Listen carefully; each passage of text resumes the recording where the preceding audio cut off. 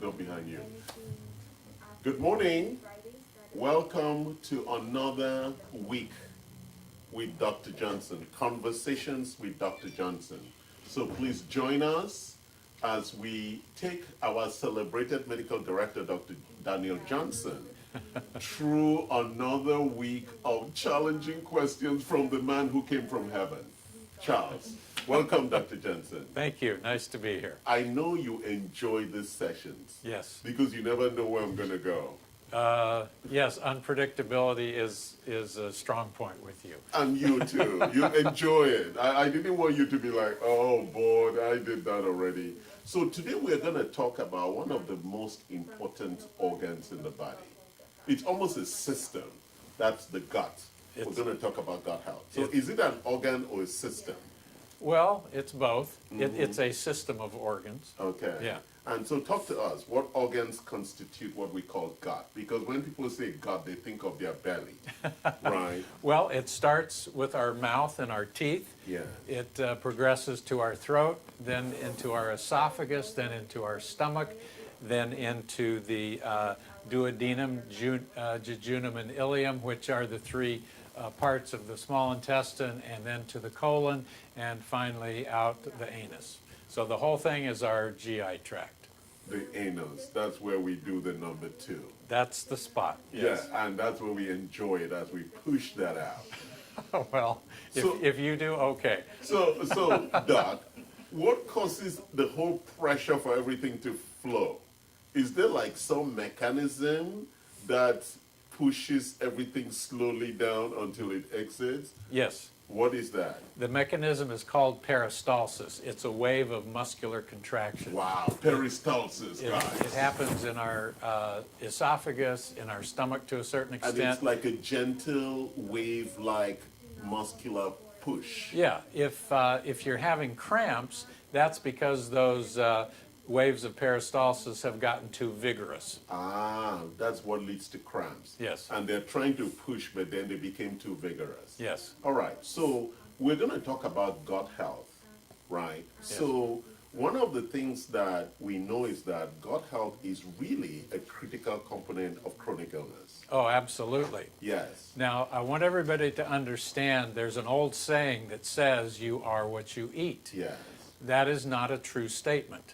To turn that into a true statement, we need to say you are what you eat, provided that you are digesting and absorbing your food correctly. Wow. So in other words, it's possible to eat a perfect diet and still have lots of deficiencies if you're not digesting and absorbing. Yes, in nutrients. Yes. Okay, let's start with the gut. You started in the mouth. What are the big problems with the mouth in terms of its contribution to gut health?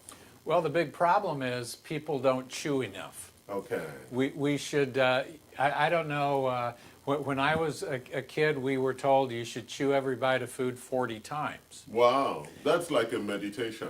It's like a meditation, yes it And is. by the time you finish chewing, there is nothing, you don't need to take a second spoon. Well, yes, by the time you're finished chewing a bite, it should just be mush.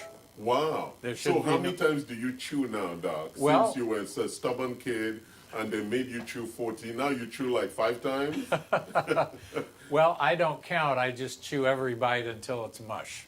Wow. And people commonly comment, boy, you sure eat slow, don't you? And that is what happens. Because I eat fast, I need to slow down. So at least until everything is mush, you do not swallow. You shouldn't. Actually, a good thing around that is that it also reduces the amount you eat. Yes. If you chew that much. Yes, yes. Go ahead. Now, one of the problems with the modern American diet is people eat processed foods. The main thing in our food that forces us to chew and chew and chew is the presence of fiber. Yeah. Okay? And Americans are in a hurry, they're lazy, they want fast food. How do you make food fast? Mostly by removing the fiber. Okay. And so, and a low fiber diet is never a healthy diet. Correct. We should all have more and more fiber in our diet, which leads to more chewing. Yeah. Yeah. So in the mouth, we have a lot of enzymes, right, that are helping with that mastication, the breakdown of the food, Yes, right? yes. what contribution does dental hygiene have to that overall process in the mouth? Well, if you've got several molars missing, Yeah. we bite and tear off our food with our front teeth, but we chew with our back teeth, our Yes. molars. And if you've got molars that are missing, and I Yes. see this all the time in patients, Yeah. then you can't chew efficiently. Okay, interesting. So now the food is being chewed, masticated Yes. until it's all liquid. So why don't we just drink from a feeding bottle? Well, because the act of chewing is healthy for us. Oh, okay. I didn't know. I thought it was to work. Well, it's healthy work. Okay. It's healthy work. So that's why we should not just suck a feeding bottle and like on Wall-E, just go to sleep, suck a bottle, and not chew. Too much work. We should not do that.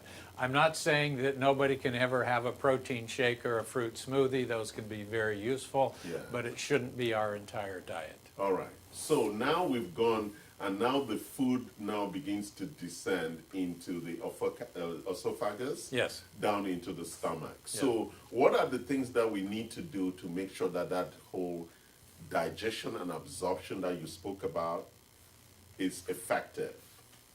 Well, First of all, the digestion, yeah. then the absorption. Yeah, the chewing that we talked about is certainly the most important first step. Once things get into your stomach, then you need to have digestive enzymes Yes, to digest your food. Enzymes, yes. Now, the digestive enzymes come from our pancreas.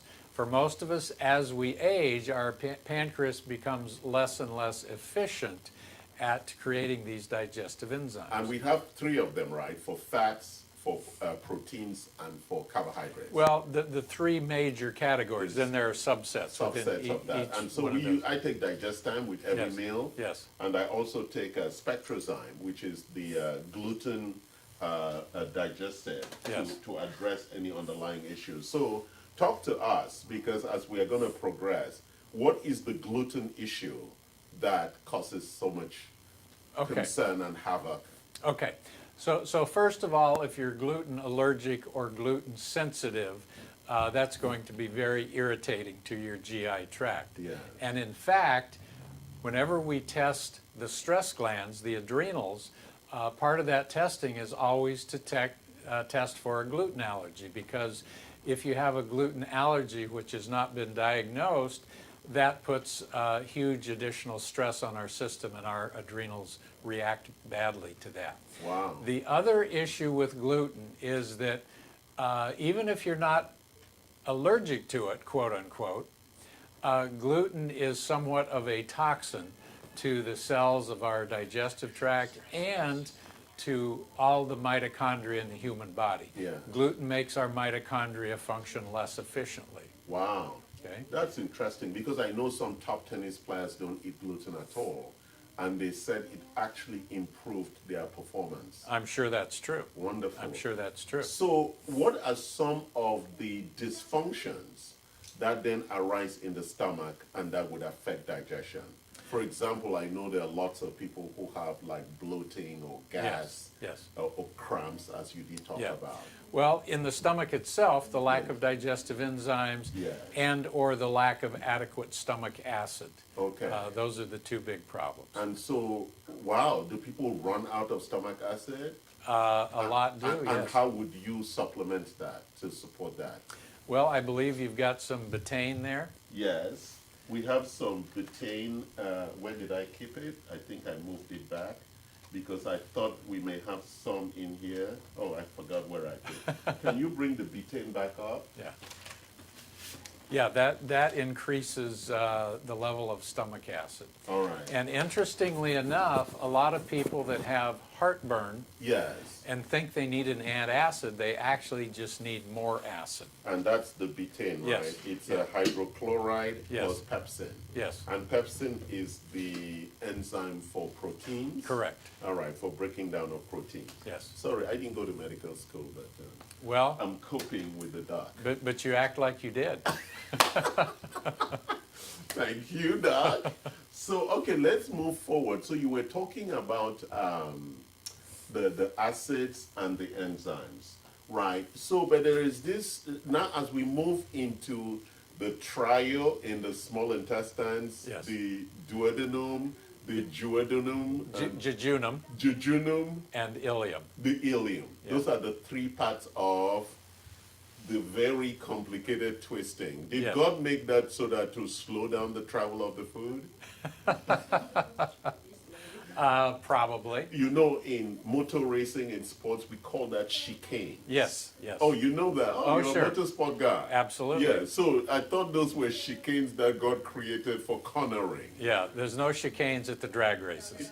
Okay, exactly. It's all down, Yeah. down straight. Yeah. So why are they called these different names, and what is their use? The three parts of the small intestine? Yes. Well, whoever was doing those original dissections hundreds of years ago, Yeah. they saw that visually they could identify three different sections, and Yeah. why they came up with these particular complicated names, who knows? Yeah. It all comes from the original Latin, but Yeah. And what's their purpose? What happens? Why do we have small and large intestines? okay. So the small intestine is mostly for the second stage of digestion of the food. The first stage starts in the stomach, and then the second stage is in the small intestine. For the fats breakdown. Yes. And the carbohydrate Yeah, breakdown. and nutrients are absorbed into the bloodstream. Okay. Now, by the time your food is finished with the small intestine, it's like a liquid slurry. Yeah. And if that... No, but that's strange. What happens then when it's coming out, it's all hardened up? Do we have a compactor that compacts the liquid sludge into some? Yes, it's called the colon, the large intestine. That's when the compaction happens. Vincent has a lot of compaction. So, congratulations. So, the main job of the large intestine is to absorb fluid out of that liquid Okay. and turn it into solid that will make for a more pleasant bowel movement. All right. So before we go deep into that, there's this big conversation about probiotics and the microbiome. Okay. So give us, what is a healthy microbiome and how does it contribute to the digestion and absorption issue you've been talking about? Okay, the microbiome refers to all of the bacteria that we have in our intestines. Yes. All of us have a mixture of good bacteria and bad bacteria. Yes. Okay? And it is estimated that most people have probably somewhere in the ballpark of 100 trillion individual bacteria in our intestine. 100 trillion. Yes. That feels like an army from Russia or China. You mean the whole China in my stomach? Yes, the Chinese collusion. Yeah, I know. But imagine that Karen, Vincent, Catherine, we almost have here 3 trillion armies. We could win a war. Well, if they were soldiers, Yes. and in a sense they are.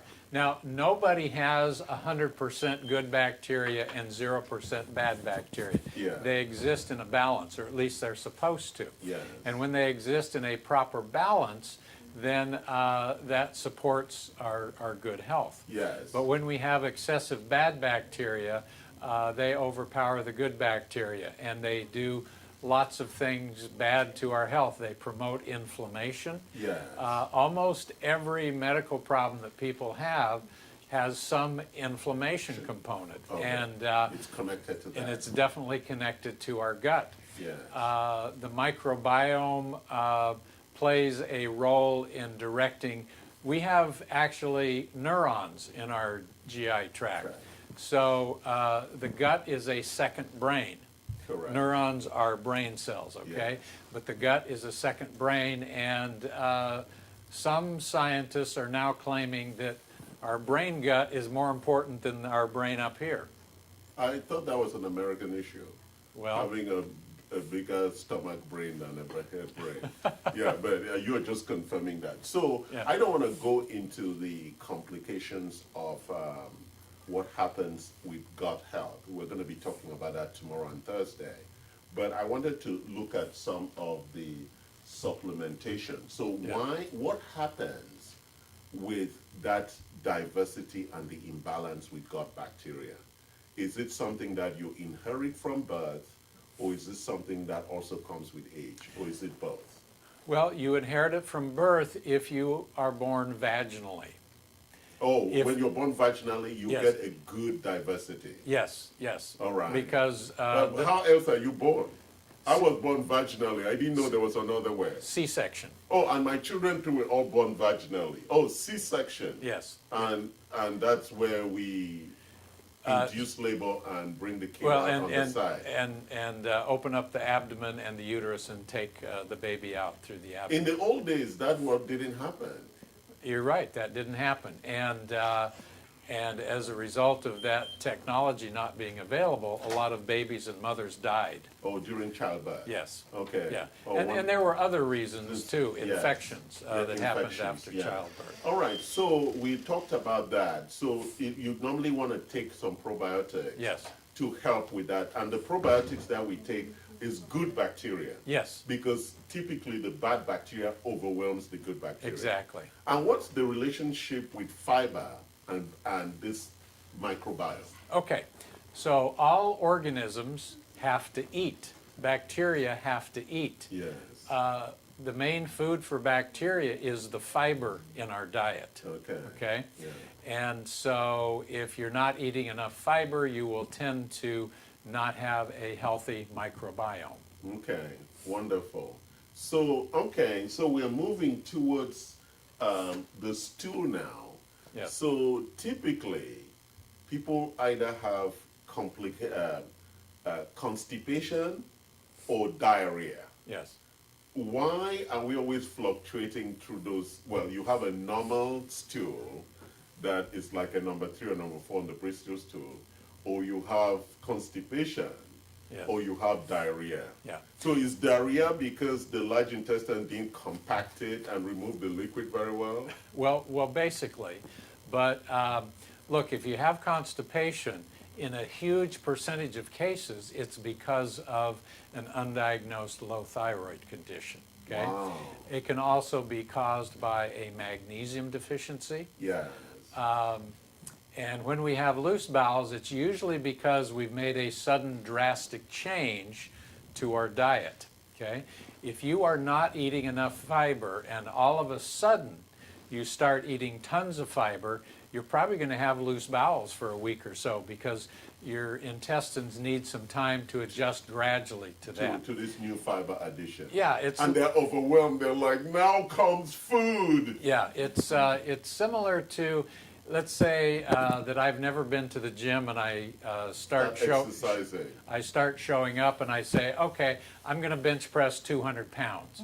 Well, if I try that on day one, I'm probably going to drop the bar and break my neck. Correct. Okay, yes. you have to ease into the the exercise process, gently and gradually, and you have to ease into the higher fiber diet gently and Yeah. gradually. So what about gut repair? You know, there's this product we call Gluteus Shield, and we have this other one called Ultra G Replenish, Yes. which is for the support of the management of compromised function with digestive disorders, including malabsorption. Yes. Why is absorption such a big problem? Well, look, if you cannot absorb the nutrients that you're digesting, then you're going to have all sorts of nutritional deficiencies. Yes. The other problem with absorption is in your intestines, the individual cells are tight. And we literally call this, the medical term for this is a tight junction. Yes. Okay? And if those junctions don't stay tight, if they kind of open up and loosen up, you will have what we call leaky gut syndrome. Yes. And with leaky gut syndrome, incompletely digested proteins tend to get through slip through and including get bacteria, microbes, and yes, other things. yeah, and it gets into your bloodstream, and that triggers allergic reactions, that triggers infections. Wonderful. So Okay. the Gluteus Shield, what are solutions to fixing that tight gut junction? Well, Gluteus Shield has all the ingredients in it that will help to fix that. Yeah. And then frequency-specific microcurrent, FSM, is the other is another major important piece of yes. that puzzle. Yes. And the Ultra GI Replenish is another piece of that puzzle. Yes, so we also have from Dr. Gondry, Yes. the Lectin Shield Yes. and the Total Restore, which are all powerful things for helping restore the gut lining. Yes. There are, in the next couple of days, we're going to talk about some of the issues that arise Okay. when we do not have good gut health. And today, I just want to close by addressing the first set of, which are the problems to do with the gut also. And things are like IBD, IBS, and Crohn's disease, which also leads to, later on, colorectal cancer. Yes. So can you talk about all these gut issues and how do they manifest and how would we manage them? Well, IBD, which is irritable bowel syndrome, Yes. Crohn's disease, colitis, these things will tend in most people to cause alternating constipation and loose bowels. It can cause mucus in the bowels. It can cause blood in the bowel movement. stool, yeah. Yes, yes. Okay. And so, and they're very disruptive to a patient's life because at any minute without warning, It could they come. might have to have a bowel movement, and so they always have to know where the nearest bathroom is. And so it's very distressing and very disrupting to one's And lives. also it causes a lot of pain for a Yes. lot of those patients. Yes, yes. And so what should we be doing? What kind of tests should we do to diagnose, or how do we prevent and treat those ailments? Well, there are blood tests and stool tests that can give us the information we need there. Yes. The In terms of the extension, Yes. I mean, how extensive the damage is. The GlutatShield and the frequency-specific microcurrent, in Prevention. my experience, Yes. are very healing. And Okay. I've seen many cases of Crohn's and IBS and irritable bowel.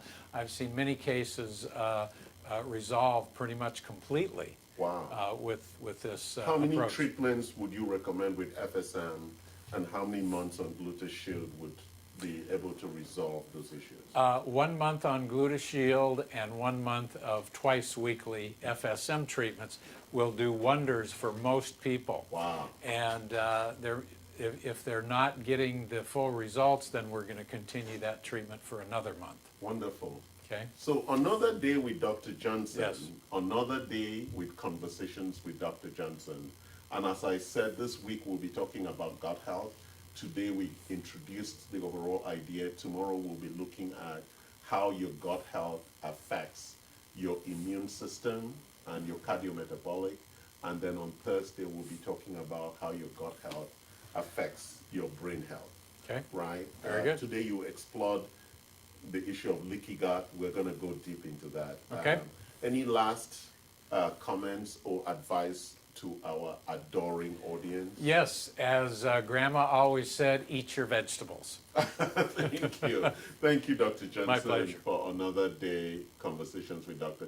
Thank you for joining. Like us, love us, share us, and make sure you come back. We love you.